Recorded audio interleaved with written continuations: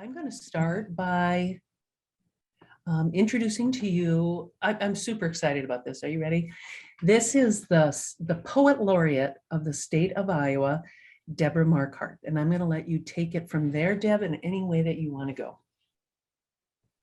Well, thanks so much, Jan. And such an honor to be here for this event. And I just want to thank the Bell and Blank Center for all the amazing work they do to promote creativity and the arts. And I'm really excited to be here with Shreya Khullar, who is the poetry ambassador, the student poetry ambassador. She's been an amazing representative of our state for the last year. We're so lucky. And we've shared the stage before, so it's really fun to get to talk poetry between the two of us. So I'm going to start off by just talking a little bit about poetry. And maybe I could start by saying that I didn't really grow up in a place where I grew up in North Dakota, in a small town in the middle of the state. I grew up on a farm. My parents were farmers. My grandparents were farmers. My great-grandparents were immigrants. They came from Russia. And so I grew up in this sort of ethnic enclave, and we really didn't have books in our house. I mean, I don't want to wrongly characterize my upbringing. I mean, people were literate and we all went to school and read, but they were very practical people. And so they were farmers. And I didn't really see poetry or literature around me, but for some reason, I just loved it. I loved poetry. And when the bookmobile would come, I would climb the steps to the bookmobile, and I would go in and I would get a huge stack of books and take them home and climb into bed and read these books. So in some ways I felt like I'd been dropped from some alien place into this landscape. And I felt like I didn't line up with all of the things that the people around me loved, but I still had this deep inner drive and passion to read literature. So one of the ways that I managed to connect to poetry, growing up in this place where I wasn't really surrounded by people who knew about poetry or literature, was through music. You know, it was really music and song lyrics that spoke to me and helped me understand. Are you getting me? Am I breaking up right now? Because I see a little circle going. We don't have your video, but we have your audio. So I don't know if it's the storms or what, but just keep going, Deb. We can hear you. I'll keep going because we have a storm going on right now in Iowa. So sorry if I'm losing you.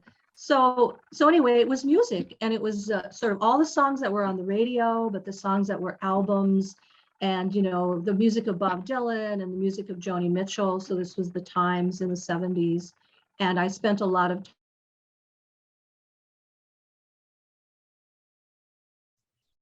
time memorizing. Okay, that's okay. We got you back. I'm back. Yay. Okay. So anyway, so that was how I kept this sort of spirit of creativity alive, was through music. And it was only later when I went to college and I took English classes and I started to see living writers come into my classes and talk about poetry and talk about writing novels, that it occurred to me, oh my goodness, like living people are still writing poetry. So, that sounds really naive when I talk about it now, but it was a long progression of a growing awareness about how I could actually bring my own experience into writing poetry and into writing literature, and that my voice and the things that I knew were important and that they had a place in literature. So I thought I would read a couple poems just to illustrate the way that I took things that were happening in my life and made poems out of them. So I'll start with this poem that I actually read a lot when I go into the schools because it seems like it's relatable. I don't know if you all experience this, but in the morning when I was like getting ready for school, sometimes it'd be really hard for me to figure out what to wear.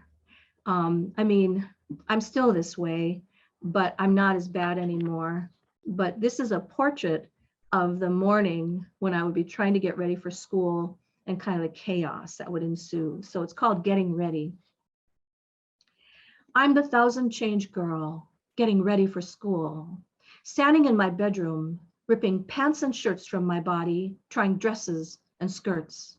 My father at the bottom of the steps is yelling, "The bus is coming, here comes the bus." I'm wriggling into jeans, zippers grinding their teeth, buttons refusing their holes. My brother, dressed in 5 minutes, stands in the hallway with his t-shirt and book bag saying, "What's the big problem?" I'm kneeling in front of the closet, foraging for that great lost other shoe. Downstairs, my father offers advice. "Slacks," he's yelling, "just put on some slacks." I'm in the mirror, matching earrings, nervous fingers putting the back to the front. Downstairs, the bus is fuming in the yard. Farm kids with cowlicks sitting in rows.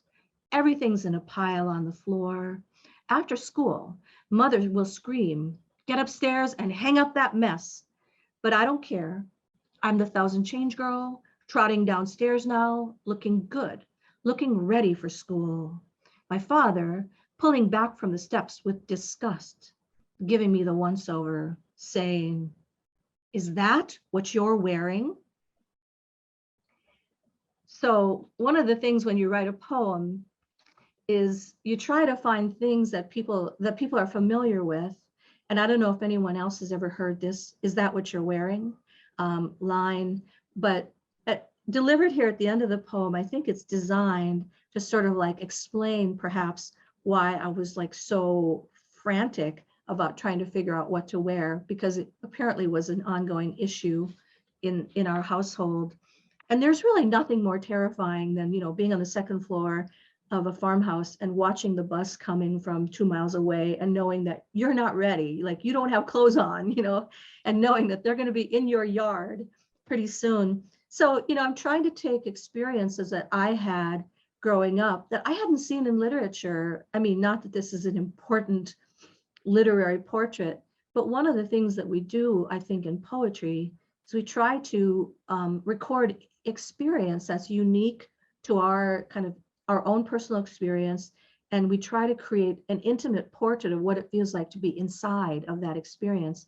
And then when someone reads it, even if the poem was written 2,000 years ago, there are Chinese poems that are like 2,000 years old.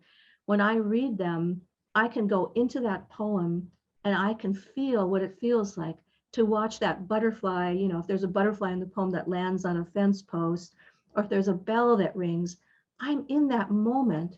And this is the incredible thing about poems, that it can allow you to be transported across great distances, across great expanses of time, to experience things that people who are no longer alive, haven't been alive for thousands of years, that they experienced. And I think, considering what we're going through, right now in the world, this is what we need. We need this kind of like rapid transfer power, this ability to rapidly connect and to be empathetic and to understand, what people are going through, that is different from our own experience. So I'll read one more poem, and then we're going to hand it over. And it's interesting because the same house is in this poem, and sometimes I find when I write that there are certain places in my life, they appear again and again and again, like in a story, in an essay, in a poem. And this same staircase where my dad in the previous poem was like yelling up the stairs going, "The bus is coming, here comes the bus." This is the same staircase, and it's the staircase that is our family farmhouse. And it's these steep stairs that, we went up and down my whole childhood and all through high school. And this poem is about, I'll tell you what it's about, and then I'll read the poem, but it's about the day when my sister, Judy, was a little older than me. She blew a hole in the ceiling of my brother's bedroom with a shotgun that my brother had left in his bedroom. So I grew up on a farm, and of course guns were around because, we had guns sort of, in the house, because sometimes a fox or, a raccoon or something could come into the yard, and it happened, and so you had to be ready. And so just try to explain the culture that, that like that alone is kind of an interesting detail, that this was an ordinary thing. And my brother was in charge of these guns. So anyway, the poem is called Kablooey is the sound you'll hear. And what I tried to do in this poem is bring you through sensory detail right into the moment when this happens. And I was right there at the top of the landing. So kablooey is the sound you'll hear. Then plaster falling and the billow of gypsum. After your sister blows a hole in the ceiling of your brother's bedroom with the shotgun he left loaded and resting on his dresser. It's Saturday and the men are in the fields. You and your sister are cleaning house with your mother.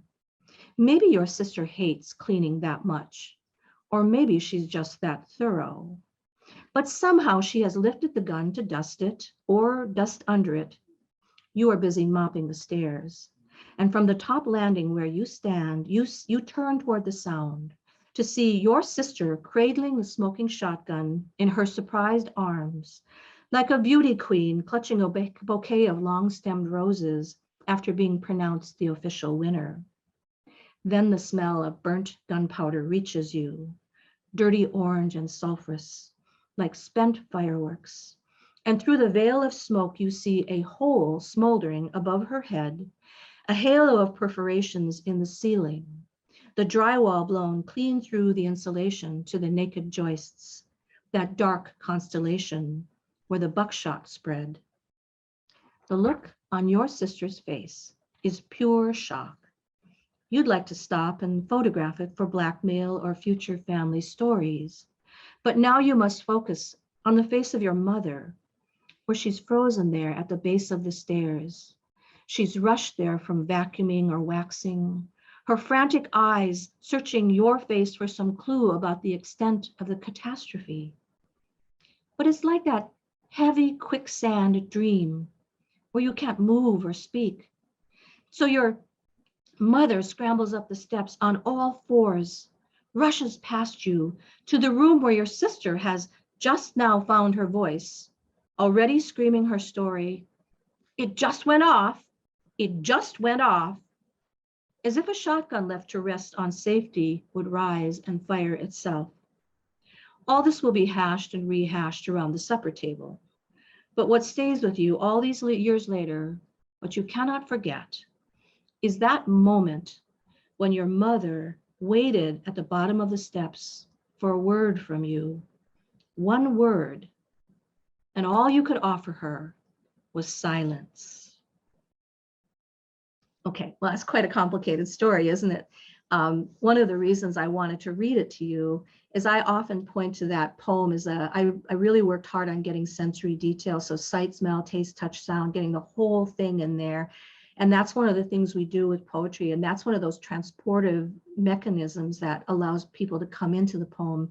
But the other thing I wanted to tell you about the writing of this poem is that I had it in my notebook for a long time. I keep a notebook and I have all of these ideas. Oh, you can't quite see it, but here it is.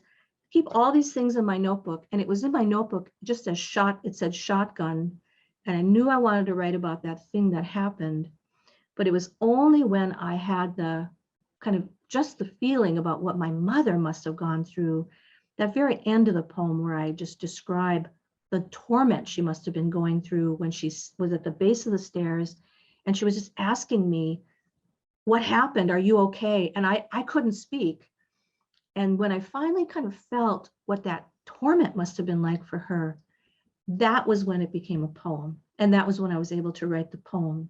So I just mentioned this to say to you, if you're working on something that you're trying to write about, and if it's not coming, don't worry about it. Get as much of it as you can down. Keep track of it. Like I kept it in my notebook for over a decade, just a shotgun to remind myself.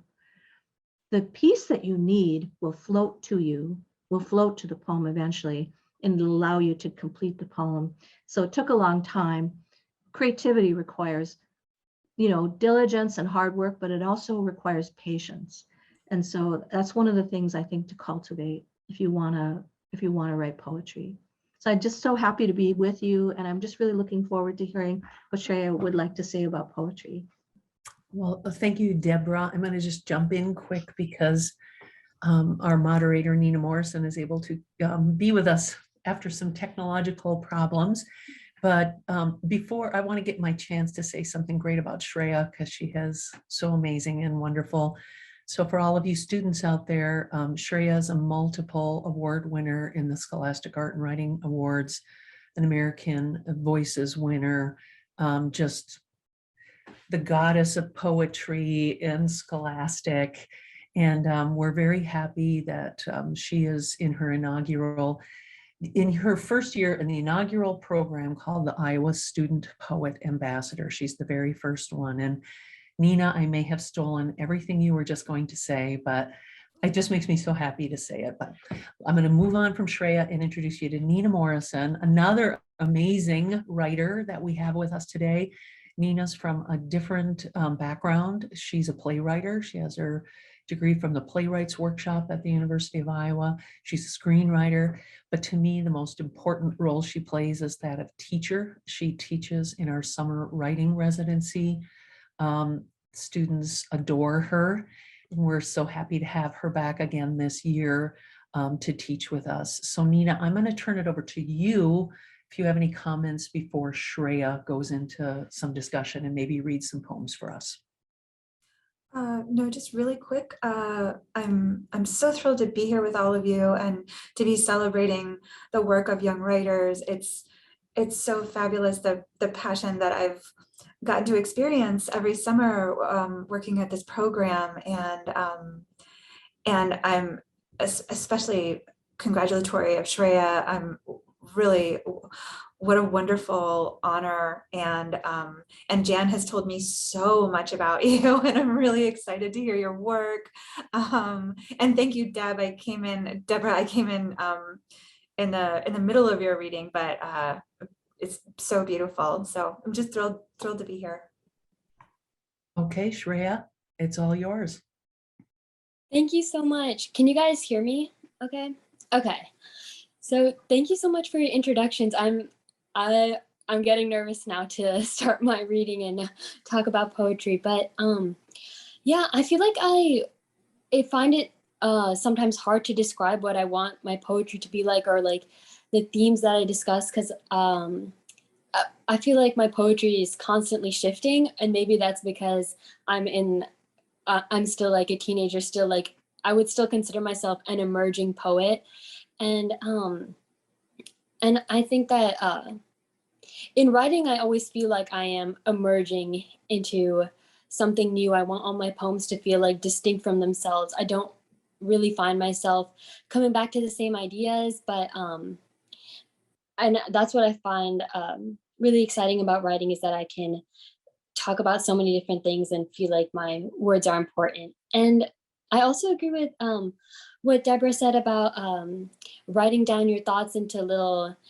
wherever you would like to keep it. I do either a notebook or like the notes app on my phone if I like don't have my notebook with me. But I feel like it's so important to like record your thoughts or record these little fleeting ideas that you have, because I find myself coming back to them all the time, and I'm like, oh, like even if I didn't think of something turning into a poem or a story or a flash fiction piece, in the moment when I come back to it, it always feels like I remember the thoughts that I had, and it can transform into something later in the process as well.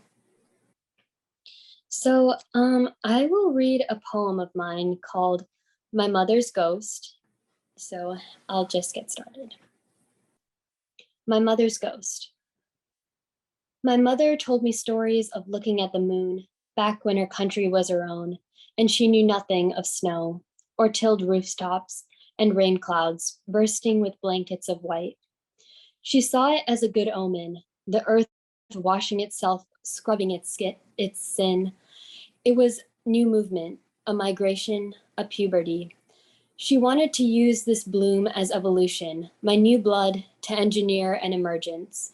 My mother says my body is a taboo, and in her language, every letter is an implication. Every woman the opposite of auspicious and inherently unreliable. As a daughter, I see street market melons as breasts and blood as something built like a nation, because I am not ripe, but ripening. My mother's old city was a kingdom ravaged by sirens, by mythical women, and the facade of their beauty. The blizzard of women she saw, is seeing, tore up this temple, constructed my creation, my breath. In this country, every problem has a root. The cherried lips of my mother, who birthed the color of my skin, the color of shit. She says this is why they name hurricanes after women and other natural disasters. She says back home they eat women alive, use cannibalism as clemency, women calculate violence, predict its probability. When I ask why, she threatens to send me back, to discover for myself how we are inherently polluted, to discover myself. Her body that broke, is breaking, is mine, and everything I inherited in that worn out kingdom. The rain singes your skin, the sky spitting its pity on you.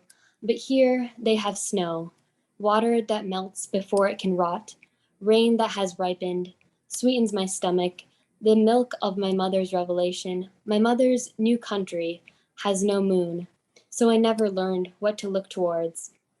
She tells me there's always something to leave behind. The nation she fled is fleeing. Thank you so much.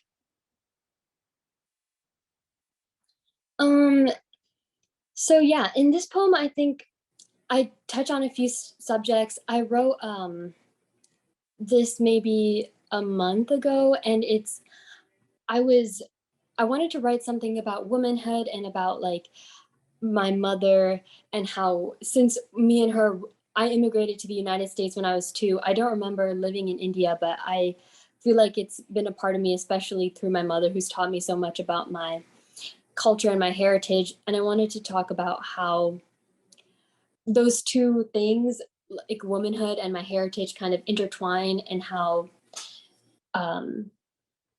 kind of the ghost of my mother, which hence where the title comes from, is kind of traveling with her across this ocean, and the things we bring with us, whether intentionally or unintentionally, over this large geographic boundary. I can read another poem. Great. Oh yes. Yeah, that was astounding. Please do read another poem. Okay. Thank you. This one I wrote in kind of the same time period as I wrote the other one. They were in kind of in tandem, I guess. And this one also deals with the snow imagery, but it's talking about kind of like my anxiety or my anxious feelings as I was feeling a lot of anxiety over like transitioning into adulthood and like going to college, which I think is like very relatable for people who are in high school. So, but my mother would talk about how the only thing we can do is like make the next best decision, or the things work with what we have in front of us at the moment. And I think that was like very grounding advice for me at the time, because I would always extrapolate my future, try to like come up with the million different directions that I could go. But really the only thing that we can truly make sense of and work with is the things that are in front of us. And yeah, so this is what that poem kind of came from. And the title is Snow as Tabula Rasa. And tabula rasa is that it's like a psychology or philosophy concept where everything is a blank slate, which is how I felt when I was writing this, as I wanted every morning, I wanted to renew myself as a blank slate and kind of work with what I have in that moment. So, snow as tabula rasa. When I die, I will still be here, only I will be reused, transfigured into another elemental state. And every morning, my mother is my mother, wrapped in white like a wedding dress for a bird, thumping warily in the walls of my stomach. And every day is used, and every snow is a first draft, and I can't know why everything is an after image of last night. And please mummify me so my whites are white, and my eyes are also brides of rebirth. And the snow-topped houses turn everything in my sight into something there only to blind. And when I wake tomorrow, there will be no such thing as snow, and at sunrise, I again will know nothing.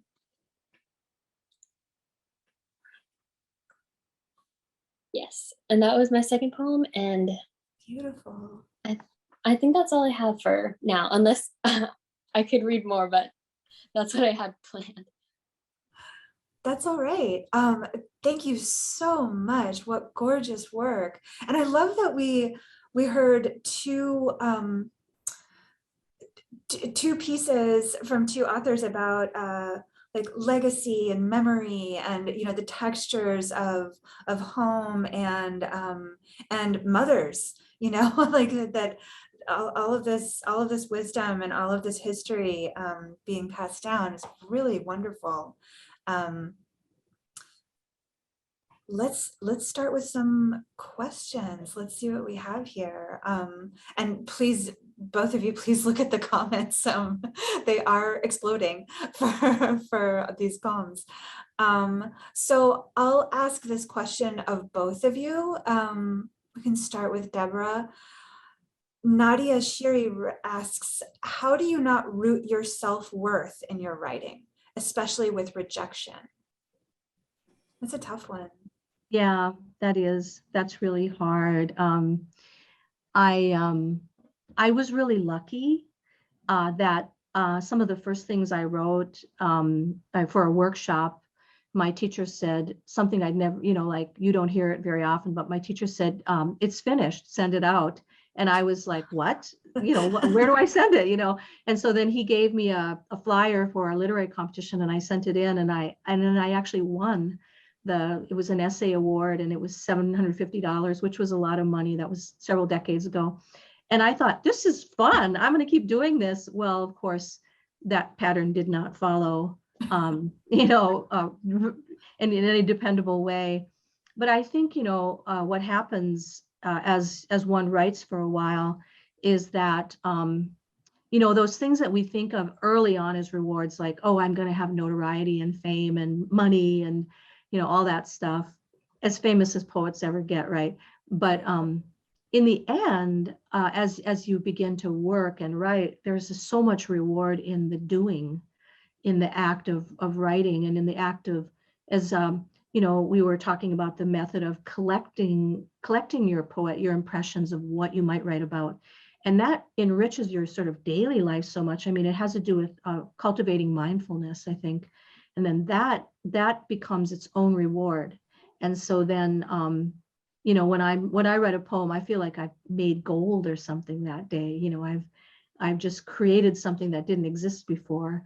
And so if I can stay inside of that feeling and not get bit by the other, the envy bug, which is always hovering around writers, you have to sort of find ways to resist that and really see where you are as a writer, and nurture your own place and your own pace and your own, voice. And that's the part that is it's a skill you have to cultivate, I think, as a writer. I'll be quiet now. I want to hear. That's great. Shreya, how about you? I'm I can ask you. Was the question how we deal with rejection as writers? Yeah, how do you not root your self-worth in your writing, and especially with rejection? This is a difficult question. I feel like, I don't know if it helps. I've been rejected so many times as a writer, and I feel like you just kind of learn to get used to the process of getting, that not every piece will fit in every magazine, and that it's, I'm having trouble thinking of good advice. I know. No. How do you not root your self-worth in your writing?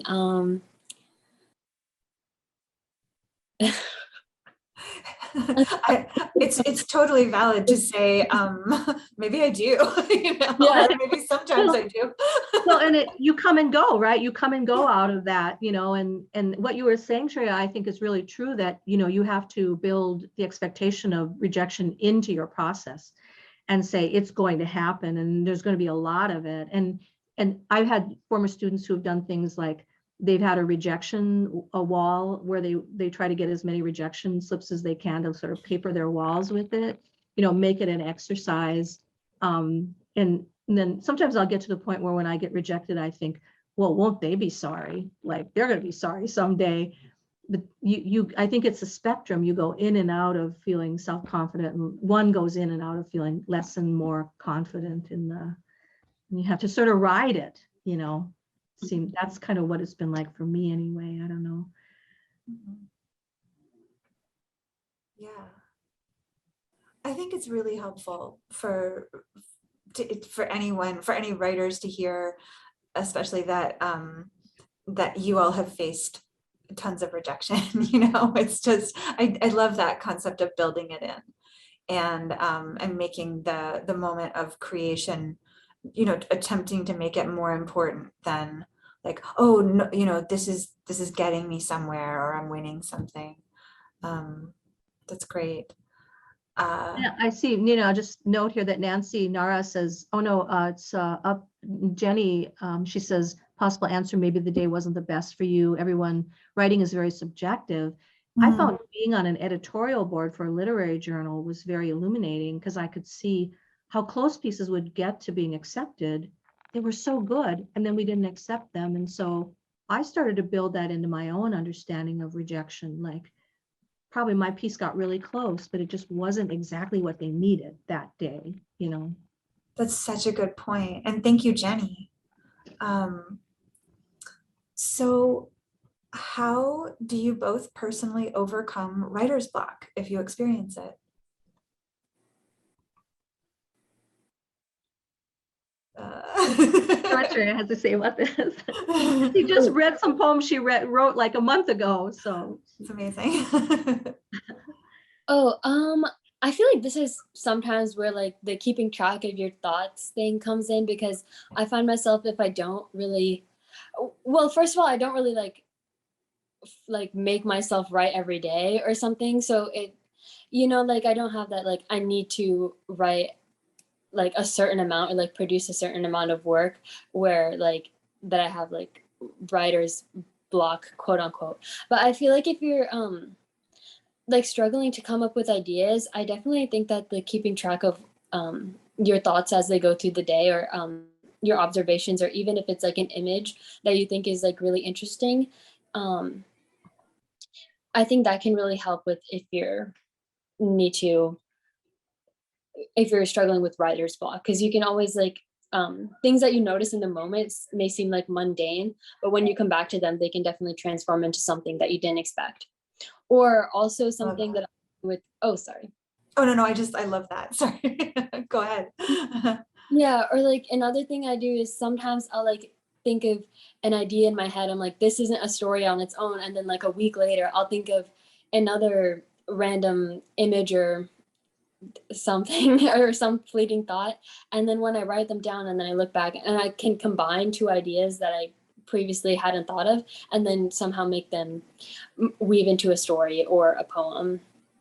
And I think that my process for coming up with like, because I also do love fiction writing, and I feel like I'm getting more into that, even though I definitely think I'm not as good at writing fiction as I as poetry, because I'm just not as used to it. But I think the process of coming up with like ideas for fiction and ideas for poetry is like very different for me. So, and yeah, if that helps, I'm not sure. That's great. Yeah. Deborah, how about you? Well, really similar. It's really interesting that I have this sort of same process of collecting. I developed a methodology for collecting these kind of momentary impressions. And, you know, it often happens when you're like driving the car in traffic, or, you know, talking on the phone with somebody, or in the shower, or, you know, maybe just falling asleep. And then suddenly sort of a memory or an image or something will come. And, you know, I can't really explain how I know. I'm interested to hear Shreya talk about this, how I know that it's a thing that I might want to write about. But it's almost like, you know, like when you go into museums and there's like special light over it, or an object, it almost feels like that, like almost like I can kind of feel on my tongue something like that I can feel. It's just like a thing to write about. And I don't know yet what it's going to be. And so I was mentioning my notebook. So I try to put it down. It's disappearing. But anyway, I try to put it down on like a piece of paper, or write it on my hand, like if I'm teaching or maybe I'll put it on the edge of a piece of paper I'm working on and, you know, pull the corner off, tear it off, and bring it back to my notebook. And then I put it in my notebook. And then I also, you know, write drafts in my notebook. And in the drafts that I write in my notebook, it's totally free writing, you know, no expectation of it being accomplished in any way. It's just words on the page. I'm just trying to get some language to go around like whatever this sort of like image or this memory might be.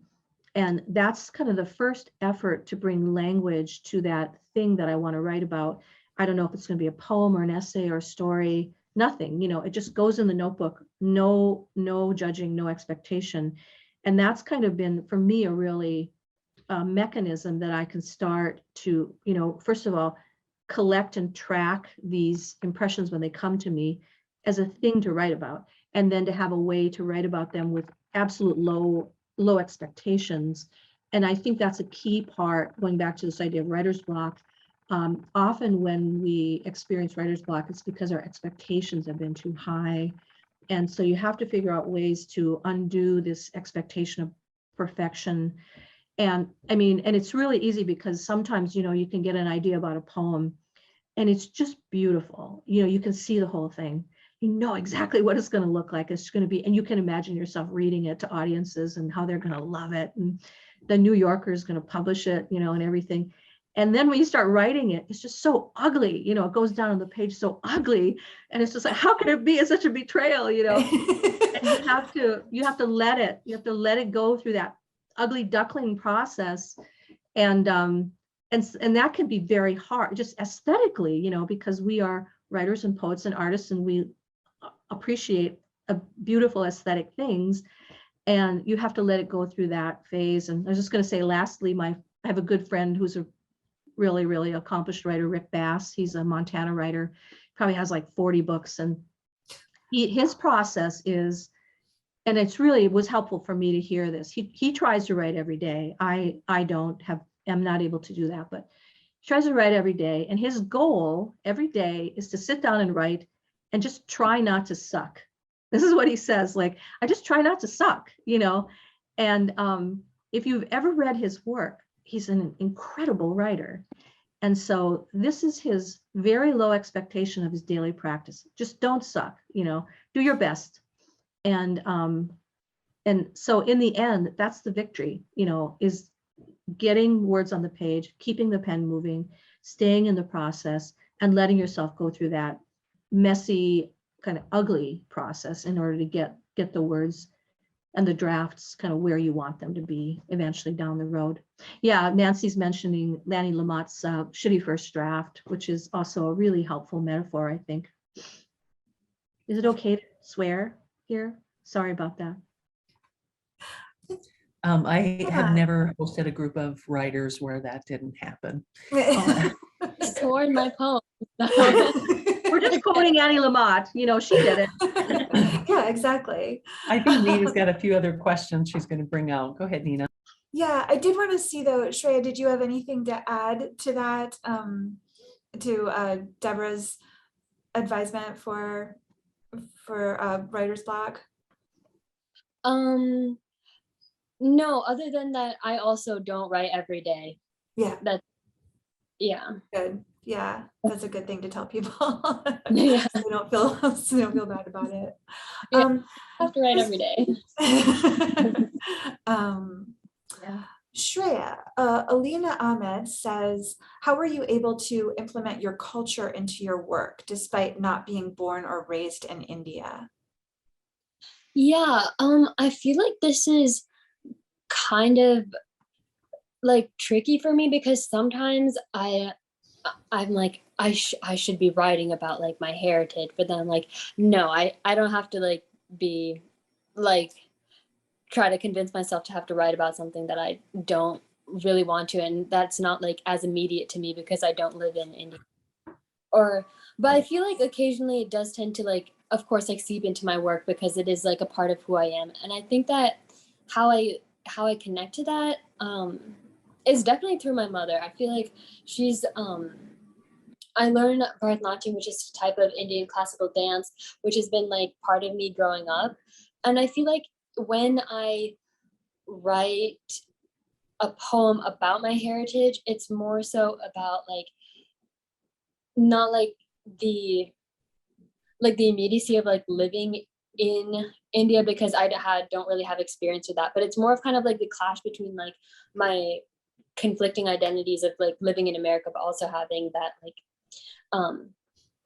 like heritage from somewhere that I haven't lived. Yeah, and I think that's what I have to say about that. Yeah, that's great. This is, I think, an unintentional follow-up question. Are you ever afraid of putting out these very personal poems? And if so, how do you get over the fear? That's from Justin S. And I'll ask that of both of you.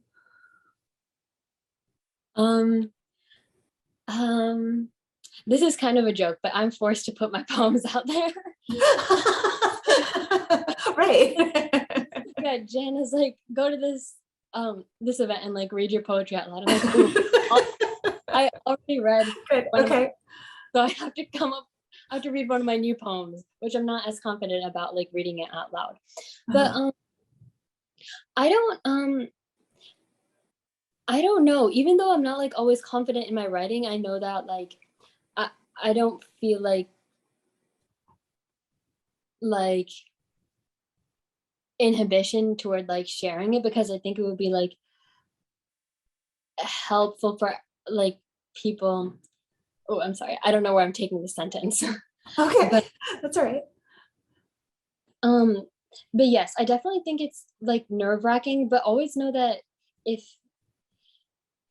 that you shouldn't be like ashamed or like embarrassed of like sharing something that is like intimate to you, especially in like terms of poetry, even though it can be kind of scary.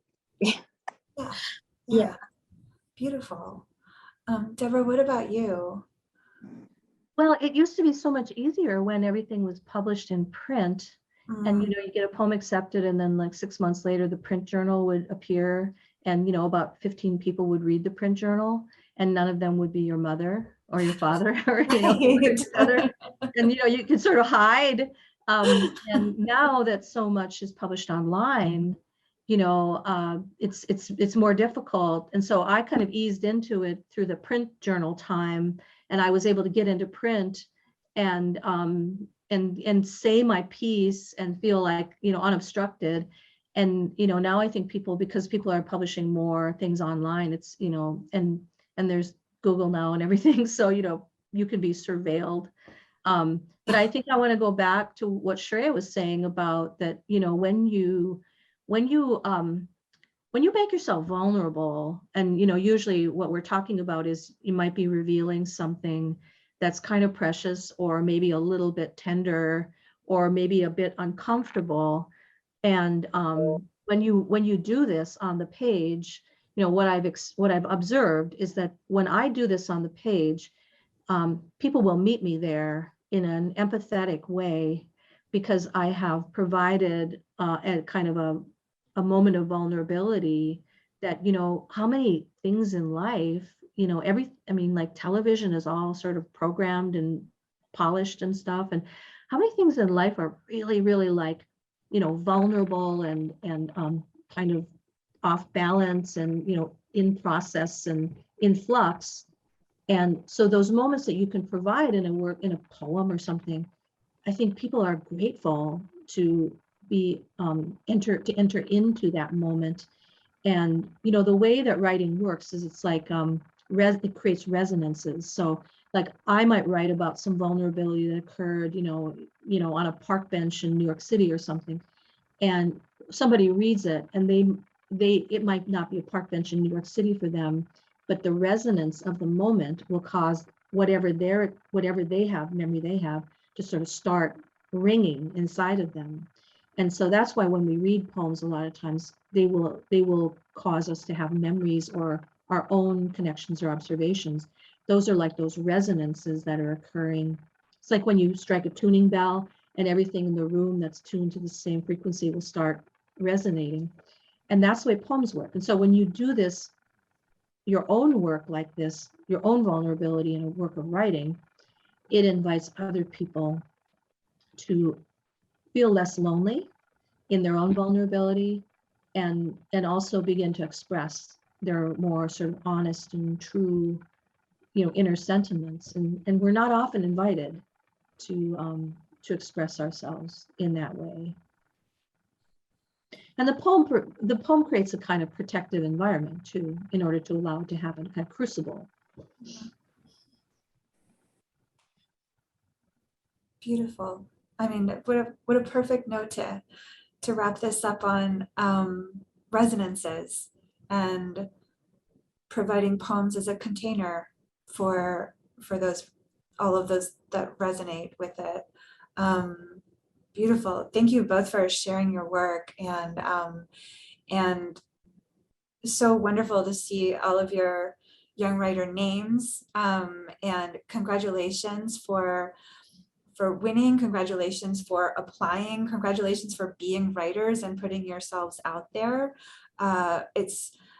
It's so hard, and it is so vulnerable, and you're being brave by doing it. And hopefully today, these writers who are so inspiring will inspire you to continue.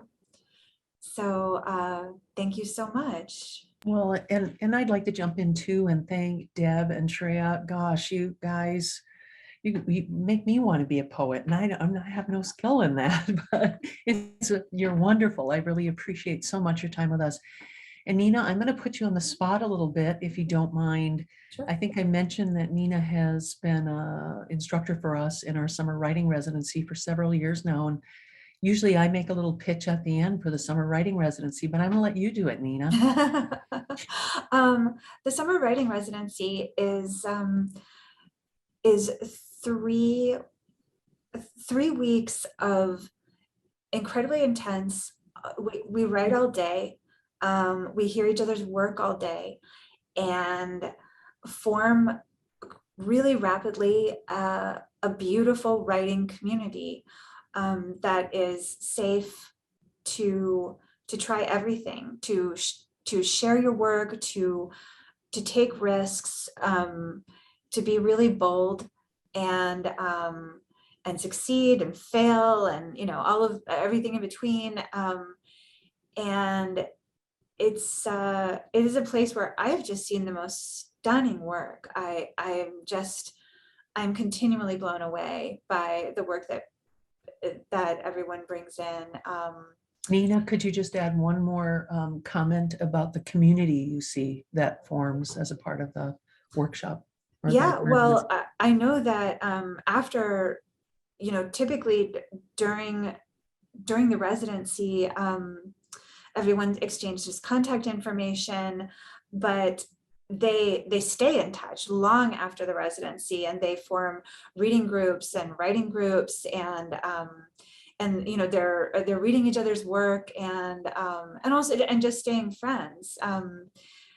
It's, as you all, I'm sure, are very aware, it's hard to find other people like you. It's hard to, writers are typically pretty introverted, and if you are feeling like, oh, nobody kind of sees things the way that I do, a lot of the time, you can come to the writer's residency in the summer and feel like, wait, this is my tribe, this is my gang, and now I feel like I'm in the right place to be, and the bonds form even quicker because of that. Well, thanks for that, Nina. Thanks for promoting the program so wonderfully. And you can tell just by the way Nina speaks, she has such regard for young students who are writers, and we all do at the center. I say this all the time. If you are a writer, Iowa City is your Mecca. This is the place to be. This is where writers are rock stars, and it's a fantastic experience. So we'd love to see your application. We'd love you to consider coming. We have both online and in person this summer. We're offering both options. If you have questions, let me know. But as we wrap up, in 8 minutes, the celebration video will begin recognizing award winners. You're going to see some of your faces if you submitted videos for us. Some of you have read poems for us at the beginning of the video. There's lots of fun things to watch. It's only about a half an hour, so hang on for a little longer and see some amazing young artists and writers. Thank you everyone for coming today. Thank you, Deb. Thank you, Shreya. Thank you, Nina. You're all wonderful. I appreciate it. Thank you so much.